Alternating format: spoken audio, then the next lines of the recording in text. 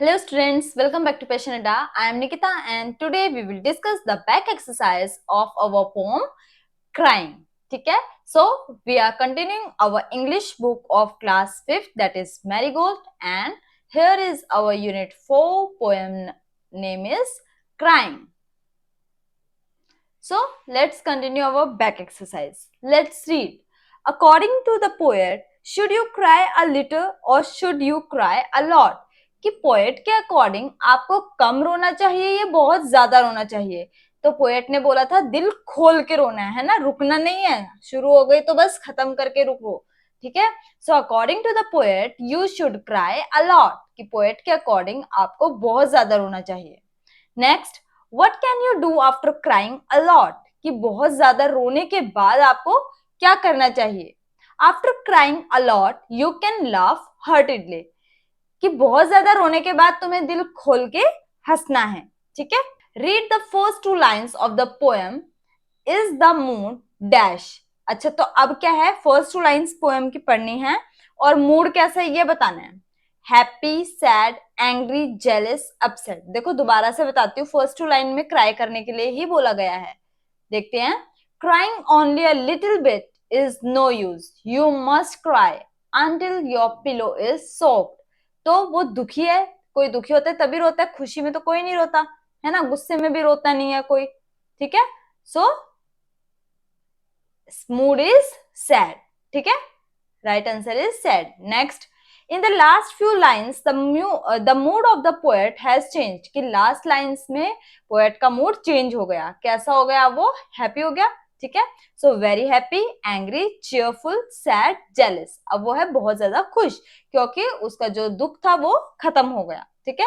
So the mood is now changed and it is very happy now. ठीक है. Next, are these sentences right और wrong, कि ये sentences right है या रॉन्ग है?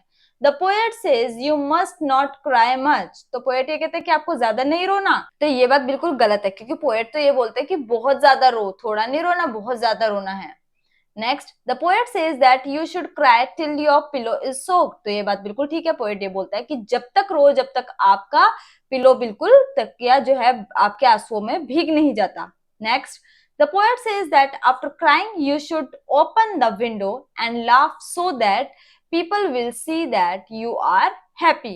कि पोएट ये बोलता है कि बहुत ज्यादा रोने के बाद, आफ्टर क्राइंग, रोने के बाद, you should open the window, आपको अपनी विंडो खोलनी है, and laugh so that people will see that you are happy. तो लोगों को ताकि पता चले कि आप खुश हो. तो ये बात बिल्कुल ठीक है, पोएट ऐसा ही बोलता है.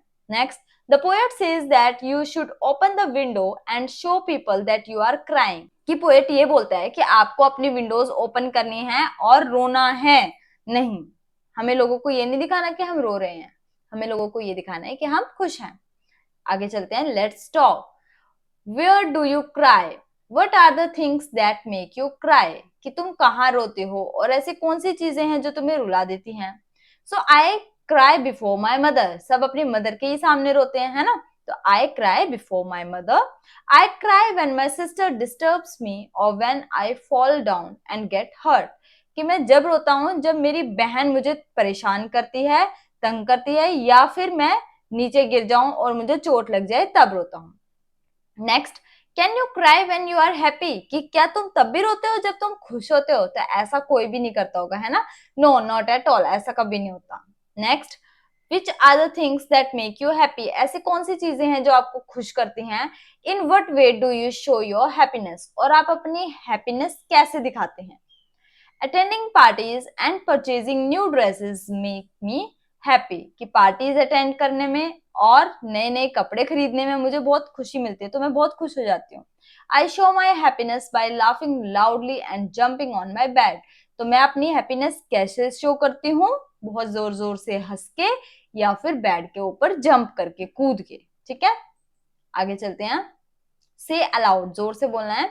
Dash, bash, splash, cash, thrash, steer, tear, clear, dear, dear, shower, power, tower, flower, mower, poked, croaked, soaked, stroked, joked, wept, kept, crept, leapt, slept. ठीक है. वर्ड बिल्डिंग, अब आपको वर्ड बनाने हैं, देखते हैं कैसे। The word happiness ends in ness, तो हैप्पीनेस जो वर्ड है उसकी एंडिंग कैसे होती है, नेस के साथ होती है। And comes from the word happy, और ये किससे बना है, HAPPY, हैप्पी से बना है, ठीक है। Right 3 words that and in the same way, तो ऐसे 3 वर्ड बताने जो कि इसी तरीके से बने हैं, ठीक है। Which word do they come from, और उनका ओरिजिनल वर्ड क्या है, कहां से वो आए हैं, ठीक है। सो CLEVER, क्लेवरनेस, क्लेवरनेस, क्लेवरनेस को अलग कर देंगे तो ओरिजिनल वर्ड क्या है, क्लेवर से आया है, क्लेवरनेस। नेक्स्ट अगलीनेस, UGLINEES होता है अगलीनेस, लेकिन जब हम इसे अलग करेंगे तो UGLY, अगली, ठीक है। GOOD, गुडनेस, गुडनेस, और अलग करेंगे तो ओरिजिनल वर्ड क्या है, गुड, ठीक है। लेट्स राइट, अब आपको क्या लिखना है, fill in the blanks with the exact feeling word. अच्छा, तो फीलिंग वर्ड्स बताना है कि आप कैसा फील करते हो उस टाइम पे। First, the tourist word dash to see the beautiful Taj Mahal, कि जो घूमने के लिए आए होते हैं लोग, वो बहुत ज्यादा कैसे हो जाते हैं ताजमहल को देखकर, सुंदर ताजमहल को देख के। अगर आपको ताजमहल देखने का मौका मिलेगा तो आपको कैसा लगेगा, अमेज्ड हो जाओगे, शॉक्ड हो जाओगे, या वरीड हो जाओगे। अमेज्ड होता है सरप्राइज्ड, खुश हो जाना, अरे wow what a beautiful piece is this, है ना। शॉक होता है हैरान, और वरीड होता है चिंतित, तो हम क्या होंगे, अमेज्ड होंगे, हम खुश हो जाएंगे। Next, the lights went out suddenly, I was alone and dash, ठीक है। तो लाइट्स जो हैं वो अचानक से चली जाती हैं, तो मैं अकेला हूं, तो मैं क्या फील करूंगा, वरिड, शॉक्ड, या फ्राइटन। तुम डर जाओगे, हैरान हो जाओगे, या फिर चिंतित हो जाओगे, ठीक है।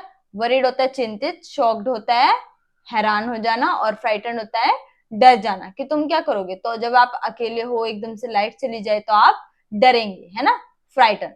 Next, he has been ill for a long time and his parents were dash, कि वो एक लंबे समय से बीमार चल रहा है, और उसके जो पेरेंट्स हैं वो डैश हैं, अनहैप्पी, दुखी हैं, वरिड हैं, चिंतित हैं, या एंग्री, गुस्से में हैं। तो कैसे हैं, वरिड है, ठीक है। वरिड मतलब चिंतित हैं, कि आपका बुखार ठीक नहीं हो रहा, तो आपके पेरेंट्स कैसे होंगे, परेशान होंगे, ठीक है। Next, the shopkeeper was dash when he saw his safe wide open with all his money missing, तो जो शॉपकीपर है वो क्या हो जाएगा, when he saw his safe, जब उसने अपना लॉकर देखा और वो पूरी तरीके से खुला हुआ है और उसके अंदर कुछ भी पैसा नहीं बचा है, तो वो दुखी होगा, शॉक्ड होगा, या एंग्री होगा। तो वो शॉक्ड हो जाएगा, हैरान रह जाएगा, उसे समझ में नहीं आएगा हुआ क्या, ठीक है। Next, creative writing. Narrate an incident when you have experienced happiness, एक ऐसा इंसिडेंट लिखना है जहां पे आपने खुशी महसूस की है, एक्साइटमेंट या सरप्राइज महसूस किया है। You can use the following clues, और आप क्लूज दिए गए हैं विद हुम, कि आपने खुशी महसूस किया, मान लो तो किसके साथ, व्हेन डिड इट हैपन, कब हुआ ऐसा, व्हाई ऐसा क्यों हुआ, और वेयर कहाँ हुआ, क्या हुआ, जो भी है उसकी डिटेल्स आपको लिखनी है, ठीक है। तो ये आप खुद से करेंगे।